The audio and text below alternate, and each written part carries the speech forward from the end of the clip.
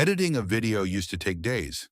This AI does it in the time it takes to read a sentence, because you edit the video by editing the words. And I'll tell you exactly where it still struggles. Every tool has a catch. There's one feature at the end that feels almost illegal. The tool is Descript.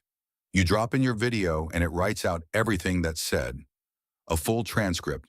Then you edit the text, delete a sentence in the transcript, and that part of the video disappears. No timeline, no scrubbing. Why does that change everything?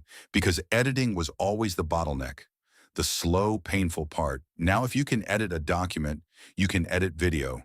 That's hours back on every single project. And here's the one. It can remove every and awkward pause in your whole video automatically in one click. Hours of cleanup gone in seconds. The first time you use it, it genuinely feels like cheating. The honest catch? Big projects can get heavy and slow. The free plan limits exports, and the transcription isn't perfect. You'll fix a few words. So that's Descript. Editing at the speed of typing with the catch included. The link is in the description. I only show tools after I've actually used them. Follow for the honest version first.